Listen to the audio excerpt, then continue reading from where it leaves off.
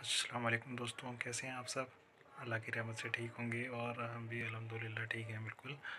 اور سردی جاتے جاتے آ جا رہی ہے واپس، تو دھیان رکھیے اپنا سب لوگ۔ اور کیونکہ یہ جاتی ہوئی سردیوں میں ہم لوگ بہت ہی وہ کر دیتے ہیں، اگنور کر دیتے ہیں، ارے ٹھنڈ نہیں ہے ٹھنڈ نہیں ہے، لیکن تبھی جاتی ہوئی ٹھنڈ ہی ہم لوگوں کو لگ جاتی ہے۔ اور چلیے پڑھتے ہیں اپنا غسل کا بیان، تعلیم الاسلام میں سے کے دوسرے حصے میں سے۔ بسم اللہ الرحمن الرحیم۔ غسل کا بیان۔ سوال: بڑی نجاست حکمیہ یعنی حد سے اکبر اور جنابت کے بدن پاک کرنے کا کیا طریقہ ہے؟ جواب: حد سے اکبر یا جنابت سے بدن غسل کرنے سے پاک ہو جاتا ہے۔ غسل کسے کہتے ہیں؟ جواب: غسل کے معنی ہیں نہانا، مگر نہانے کا شریعت میں ایک خاص طریقہ ہے، یہ نہیں کہ بس پانی ڈال لیا اور ہو گئے نہا لیا۔ تو کیا طریقہ کیا ہے؟ سوال: غسل کا کیا طریقہ ہے؟ جواب: غسل کا طریقہ یہ ہے کہ اول دونوں ہاتھ گھٹنوں تک دھوئیں، پھر استنجا کریں اور بدن سے حقیقی نجاست دھو ڈالیں، مطلب اگر کچھ گندگی لگی ہو تو، پھر وضو کریں، پھر تمام بدن کو تھوڑا پانی ڈال کر ہاتھ سے ملیں، پھر سارے بدن پر 3 مرتبہ پانی بہائیں، کلی کریں، ناک میں پانی ڈالیں۔ تو یہ طریقہ بتایا ہے غسل کرنے کا، یعنی نہانے کا۔ اچھا، سوال: غسل میں فرض کتنے ہیں؟ جواب: غسل میں 3 فرض ہیں۔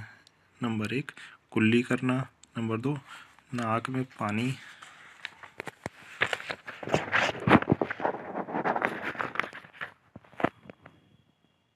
ڈالنا، نمبر 3 تمام بدن پر پانی بہانا۔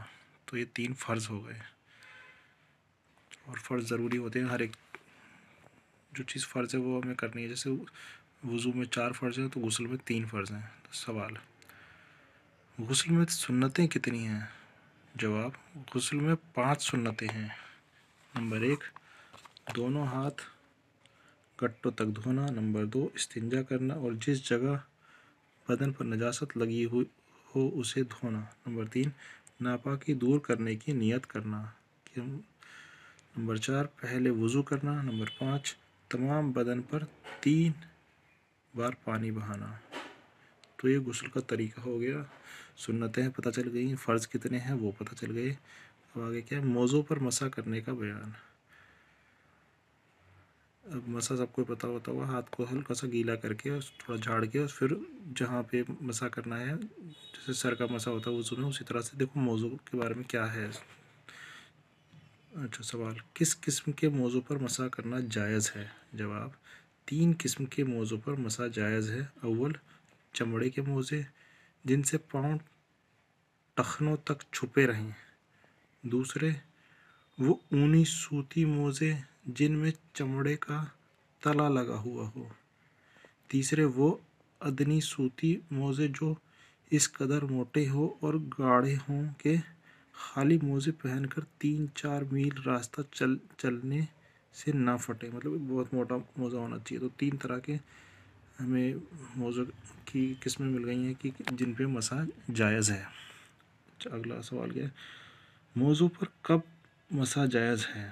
جواب: جب وضو کرنے کے یا پاؤں دھو کر موزہ پہنے ہو، پھر وضو ٹوٹنے کی حالت میں موزے پہنے ہوئے ہوں۔ دوبارہ سے پڑھتے تھوڑا سا صحیح سے سمجھیں۔ سوال: موضوع پر کب مسح جائز ہے؟ جواب: جب وضو کر کے یا پاؤں دھو کر موزے پہنے ہوں، پھر وضو ٹوٹنے کی حالت میں موزے پہنے ہوئے ہوں۔ جب وضو دوبارہ کرے تو موزے پہنے ہوئے ہوں، نکالے نہ ہوں۔ اچھا، سوال: ایک دفعہ کے پہنے ہوئے موزوں پر کتنے دنوں تک مسح جائز ہے؟ جواب: اگر آدمی اپنے گھر یا رہنے کی جگہ ہو تو 1 دن اور ایک رات موضوع پر مسا کرے اور سفر میں ہو تو 3 دن 3 رات تک مسا جائز ہے۔ تو گھر میں 1 دن 1 رات اور سفر میں 3 دن 3 رات۔ سوال، موزے پر کس طرح مسا کرے؟ اب طریقہ کیا ہے؟ جواب، اوپر کی طرف کرنا چاہیے، تلوں کی طرف یا ایڑی کی طرف مسا کرنے سے مسا نہیں ہوتا۔ تو طریقہ بھی پتہ چل گیا کس طرح سے کرنا ہے۔ سوال، وضو اور غسل دونوں میں موضوع پر مسا جائز ہے یا نہیں؟ جواب، وضو میں موضوع کا مسا جائز ہے، غسل میں نہیں۔ تو غسل میں تو آپ کو پورا ہر جگہ پانی بہانا پڑے گا پورے بدن پہ۔ سوال، جیسے کہ ہم نے پہلے پڑھ چکا تھا، سوال کیا ہے؟ مسا کس طرح کریں؟ جواب، ہاتھ کی انگلیاں پانی سے بھگو کر 3 انگلیاں پاؤں کے پنجے پر رکھ کر اوپر کی طرف کھینچیں۔ انگلیاں پوری رکھیں، صرف ان کے سرے رکھنا کافی نہیں، مطلب انگلی پوری رکھنی پڑے گی، یعنی کہ بس اوپر کے ٹپ سے پھیر لے ہاتھ۔ سوال، پھٹے ہوئے موزوں پر مسا جائز ہے؟ جواب، اگر موزہ اتنا پھٹ گیا کہ پاؤں کی 3 چھوٹی انگلیوں کے برابر پاؤں کھل گیا یا چلنے میں کھل جاتا ہے تو اس پر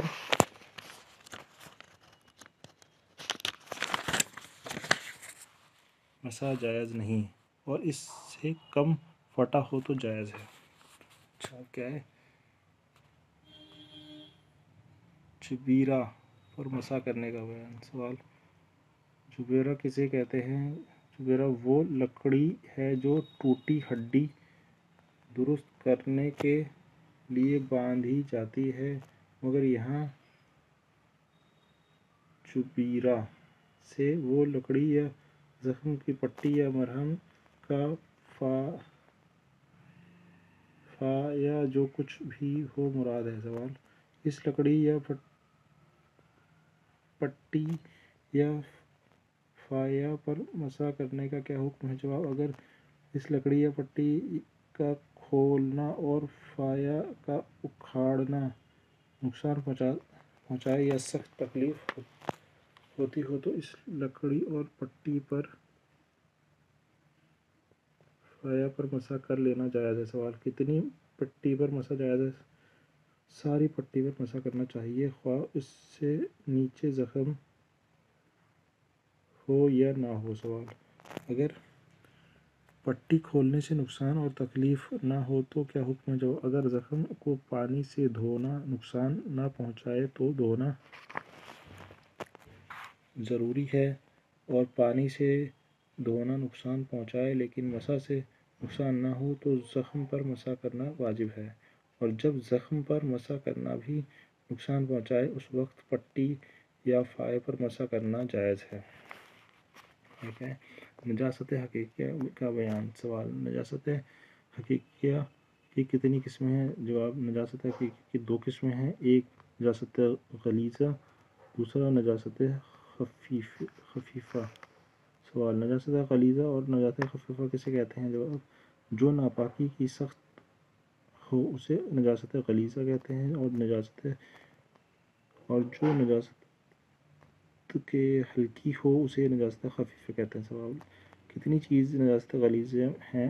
جواب، آدمی کا پیشاب، پاخانہ اور جانوروں کا پاخانہ اور حرام جانوروں کا پیشاب، اور آدمی اور جانوروں کا بہتا ہوا خون، اور شراب، اور مرغی اور بطخ کے پیٹ نجاست غلیظہ ہیں۔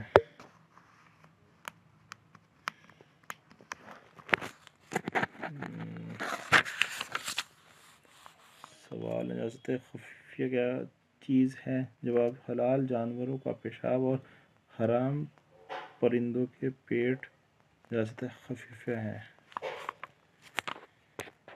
سوال، نجاست غلیظہ کس قدر معاف ہے؟ نجاست غلیظہ اگر گاڑھے جسم والی ہے جیسے پاخانہ تو وہ 3.5 ماشا وزن تک معاف ہے، اور اگر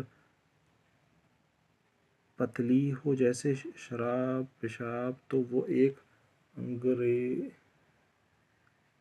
انگریزی روپیہ کے پھیلاؤ کے برابر معاف ہے۔ معاف ہونے کا مطلب یہ ہے کہ اگر اتنی نجاست بدن پر یا کپڑے پر لگی ہو اور نماز پڑھ لے تو نماز ہو جائے گی، مگر مکروہ ہوگی، اور قصداً اتنی نجاست بھی لگی رکھنا جائز نہیں۔ سوال: نجاست خفیفہ کتنی معاف ہے؟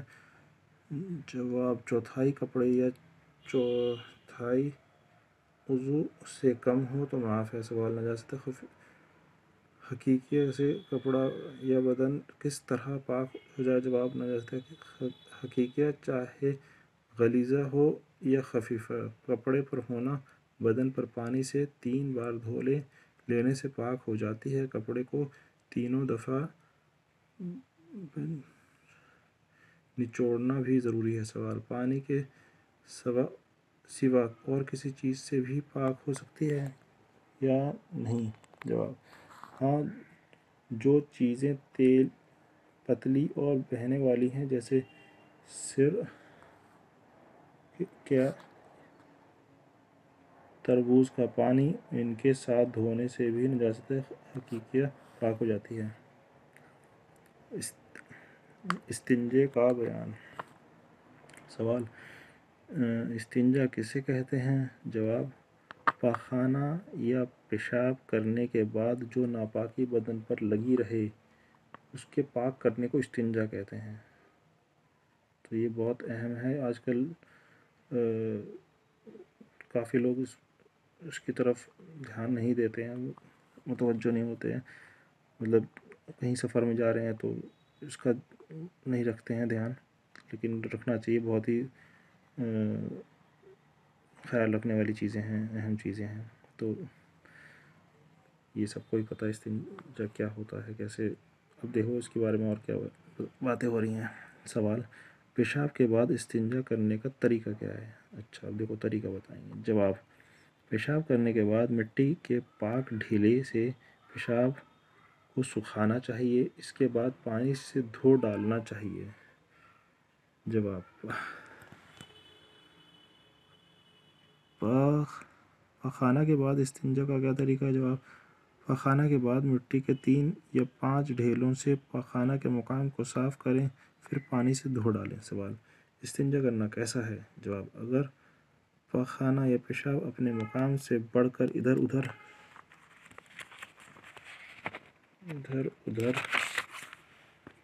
نہ لگا ہو تو استنجا کرنا مستحب ہے، اور اگر نجاست ادھر ادھر لگ گئی ہو تو مگر ایک درہم کے برابر یا اس سے کم لگی ہو تو استنجا کرنا سنت ہے، اور اگر 1 درہم سے زیادہ لگی ہو تو استنجا کرنا فرض ہے۔ سوال: استنجا کن چیزوں سے کرنا چاہیے؟ جواب: مٹی کے پاک ڈھیلوں سے یا پتھر سے۔